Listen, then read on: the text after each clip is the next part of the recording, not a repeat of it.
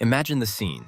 It is the late 1960s. F1 is ruled by ground effect aerodynamics, and suddenly, a car arrives looking more like a vacuum cleaner on wheels. That's the Brabham BT46B, the infamous fan car. Installed with a massive rear fan, it created artificial downforce by sucking air from underneath, generating grip even in slow-speed corners where downforce mattered most. At the 1978 Swedish GP, Niki Lauda piloted this car to a dominant victory, and suddenly everyone was left grasping for an explanation. Ground effect cars rely on underbody aerodynamics at high speed, but Brabham's unique flat 12 engine prevented efficient Venturi tunnels, making conventional ground effect impractical.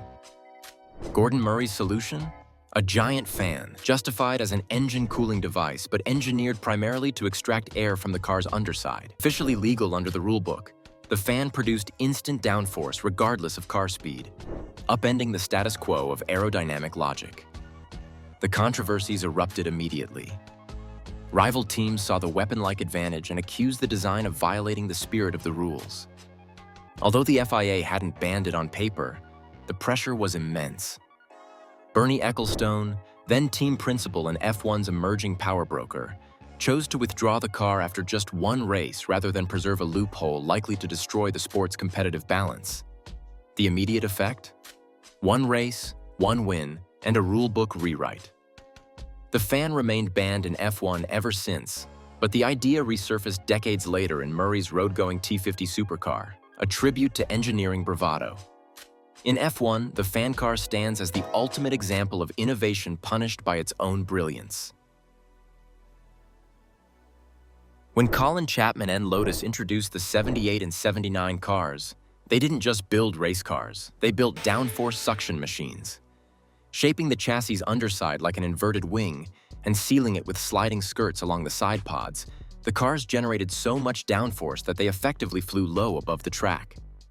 The result was transformative: turbocharged corner speeds, record-breaking lap times, and drivers experiencing forces their necks and bodies weren't designed for. Suddenly, the car was attached to the pavement by pure aerodynamic suction. But this marvel came with a sinister edge. The skirts and ground effect required constant reliability. A failure, be it bent skirt, bump in the track, or wear, could result in instant loss of downforce, sending cars spinning off at high speed. Tragically, this danger became real. High-speed crashes during this era, including fatal incidents, underscored how destroying downforce under load could be catastrophic. In response, the FIA acted in 1983, banning sliding skirts and mandating flat underbodies, essentially ending true ground effect. The legacy is still present. Though skirts were outlawed, the technique carried momentum into modern regulations. The 2022 ground effect revival introduced standardized tunnels, though without skirts, reconnecting to the same principles that once pushed F1 to the edge of what's physically survivable. Picture this: a Formula One car with 4 tiny wheels at the front and 2 large ones in the back, like a futuristic concept from a sci-fi flick. That was the Tyrrell P34. Introduced in 1976, it sought to reduce drag via smaller front tires while retaining grip by doubling them up. The technical idea was clever. Smaller wheels meant reduced frontal area and better airflow to the side pods, while the additional contact patch maintained steering grip. The concept worked. The car achieved competitive times in qualifying and raced well, with a notable win at the 1976 Swedish GP. But the design wasn't sustainable. Tire manufacturer Goodyear had to produce bespoke 10-inch fronts for Tyrrell alone, and as factory investment shifted to development for conventional tires, the P34's setup fell behind. Maintenance complexity skyrocketed with 4 steerable wheels. In the early 80s, rules formally limited cars to 4 wheels, ending Tyrrell's dream. Though short-lived, the 6-wheeler remains a beloved symbol of F1 innovation, proof that sometimes the wildest ideas are the quickest. Fast forward to the 1990s. Williams introduced electronic, computer-controlled active suspension, an innovation that adjusted ride height, damping, and even roll stiffness in real time, controlled by sensors that responded to track conditions, speed, and load. At the 1992 Spanish GP, Nigel Mansell led from start to finish in conditions that would have crippled rivals. the car's suspension never faltered. It stayed glued to the ground, generating consistent grip in corners and on bumpier surfaces. Even in heavy braking, the car resisted pitch and yaw. With tenure peaked in 1993, it became apparent active suspension was far ahead of regulation.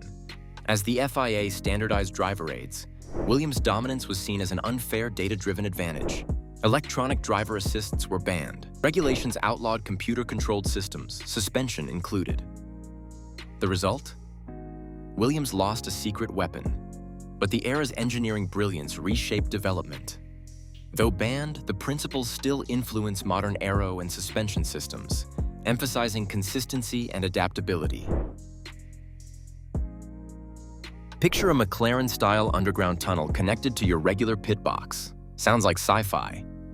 In 1994, Benetton experimented with mobile rigs that could pump fuel through hoses to their pit area off the racing lines, faster and safer than the regulation pit lane configuration. Why? Because the pit lane layout limited refueling speed. Benetton's system used pressurized rigs in makeshift tunnels disguised as equipment drives. The idea was simple: deliver fuel faster, safer, and with flexibility. It was an underground pit lane hack that would have given them an unfair competitive edge. However, FIA inspectors discovered the rig during mid-season testing. They considered it a breach of Article 15, pit lane regulation. Benetton argued it was for safety and logistical efficiency, but the governing body disagreed. It was too clever, borderline hijacking the purpose of pit lane design.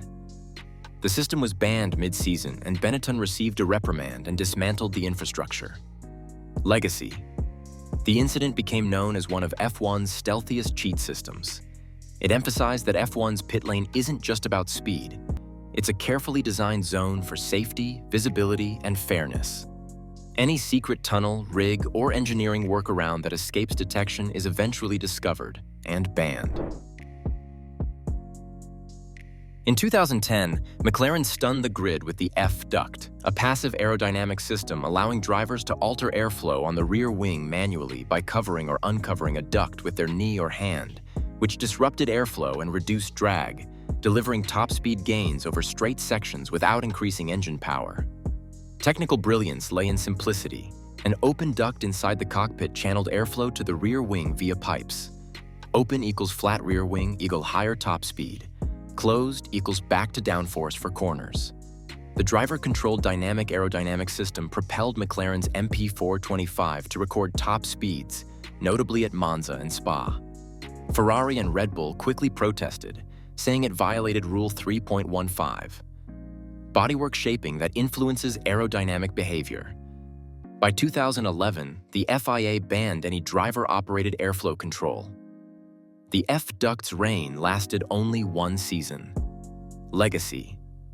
The F-duct introduced the concept of driver-activated aero devices. In later years, engineers used adjustable brake ducts and DRS, less elegant, but still based on similar aerodynamic manipulation. The F-duct remains the precursor to dynamic airflow innovation. In mid-2009, just weeks into the FIA's newly defined technical regulations, Jenson Button's Braun GP rocked the sport with unprecedented pace. Their ace, a hidden second-tier diffuser design. A diffuser is the rear part of the underbody, shaping airflow to create downforce. Braun GP, along with Toyota and Williams, interpreted the 2009 rules to carve a second slot diffuser within the rear crash structure. The effect generated hugely increased rear-end downforce, giving them easier rear grip and tire advantage. Within 2 races, controversy erupted. Teams protested that the design violated both technical and sporting rules. But the FIA reviewed and declared Braun's system legal. As a result, the entire grid of top teams started copying the double diffuser concept within weeks. The 2009 season ended with Button capturing the title and Braun winning both championships.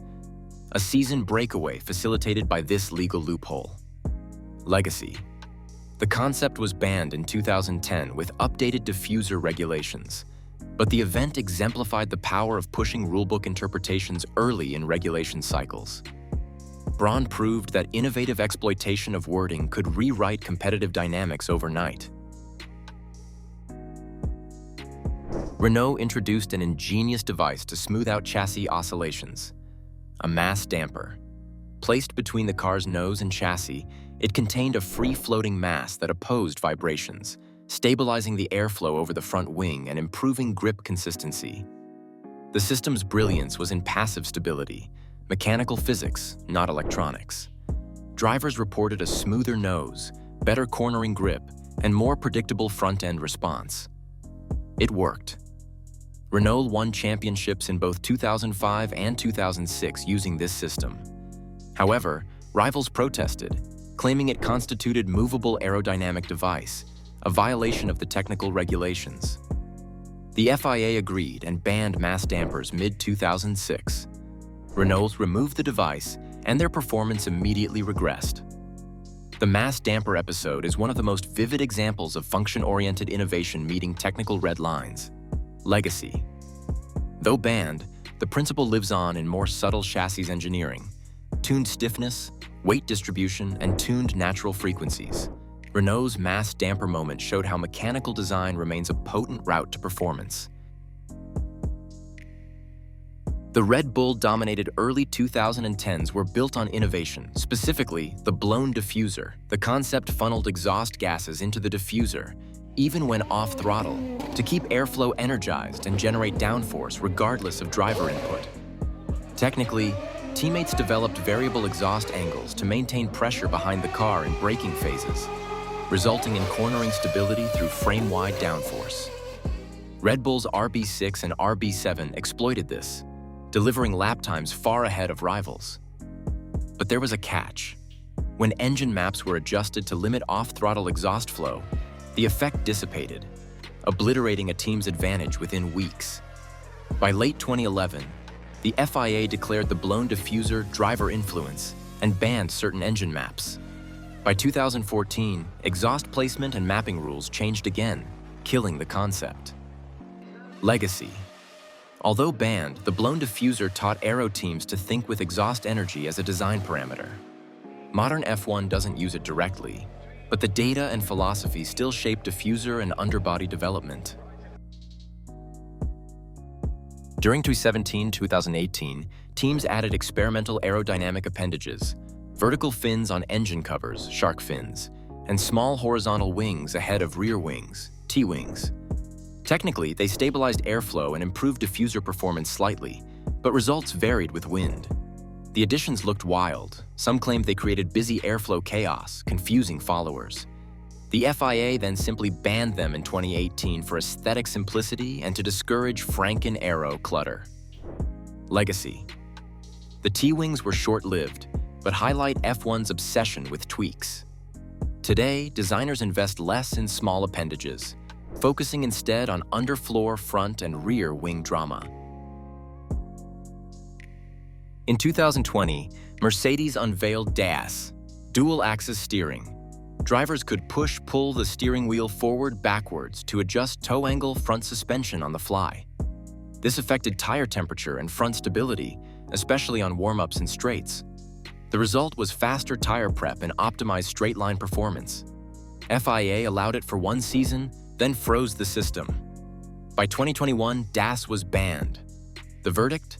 Steering adjustments must not be influenced by driver reaching or pushing for dynamic aero advantage. Legacy. Mercedes used DAS to shorten warm-up time and negate variable tire build with adaptive steering. Modern F1 bans it, but the idea of steering as a chassis aero control lives in tank-slapping technology and wheel-based adjusters. We've seen 17 rule-bending innovations, from fans to 6 wheels, electronics to suction wings, all forbidden for pushing the limits too far. F1 relies on both innovation and containment.